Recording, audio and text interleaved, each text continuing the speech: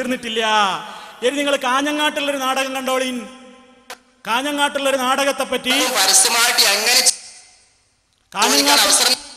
കാഞ്ഞങ്ങാട്ടുള്ളൊരു നാടകത്തെപ്പറ്റി, അവിടെ നടന്ന നാടകീയമായ രംഗത്തെപ്പറ്റി നമ്മുടെ സ്നേഹിതൻ ഹനീഫ് കായക്കൊടി തന്നെ വിശദീകരിക്കുന്ന ഭാഗങ്ങൾ അടങ്ങിയ ഒരു ദൃശ്യം കൂടി നിങ്ങളെ കേൾപ്പിക്കുകയാണ്. മുജാഹിദ് പക്ഷക്കാർ അവസരം നൽകുന്നില്ല എന്ന് പറഞ്ഞുകൊണ്ടാണ് അവർ നമ്മളെ ആക്ഷേപിക്കാറുള്ളത്. ആ ആക്ഷേപത്തിന് നാം മാറ്റി എഴുതും ഇവിടെ വെച്ചുകൊണ്ട്. അപ്പോൾ ഇഷ്ടാനുസരണം എല്ലാവർക്കും ഏതായാലും ചോദിക്കാൻ കഴിയുകയില്ല. ഇവിടെ കൂടി എത്രയോ ജനങ്ങളുടെ എല്ലാവർക്കും ചോദിക്കാൻ കഴിയുകയില്ല.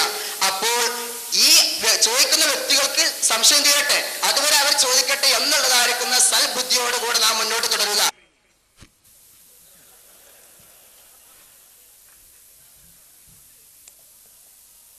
ആദ്യമായിക്കൊണ്ട് അവിടെ നിന്ന് ചോദിച്ചത്, അള്ളാഹു അല്ലാത്ത മറ്റ് ആളുകളെ വിളിച്ചുകൊണ്ട് സഹായം അഭ്യർത്ഥിക്കുന്നത്, വിളിച്ചു പ്രാർത്ഥിക്കുക എന്ന് അവർ പറഞ്ഞ ആ പദം കൊണ്ടുള്ള ഉദ്ദേശം സഹായം അഭ്യർത്ഥിക്കുക എന്നാണ് എന്ന് അവർ അംഗീകരിച്ചത് കൊണ്ട് ഞാനത് ആവർത്തിക്കും. കണ്ടല്ലോ, മുഖാമുഖ നാടകം ആരാ നടത്തുന്നത് കണ്ടില്ലേ? എന്നിട്ട് നമ്മളോട് പറയാ, നിങ്ങൾ നാടകം കളിച്ചതാണ്, ശരിയായ നാടകം പോയി കണ്ടത് കൃത്യമായിട്ട് നിങ്ങൾക്കത് മനസ്സിലാക്കാം.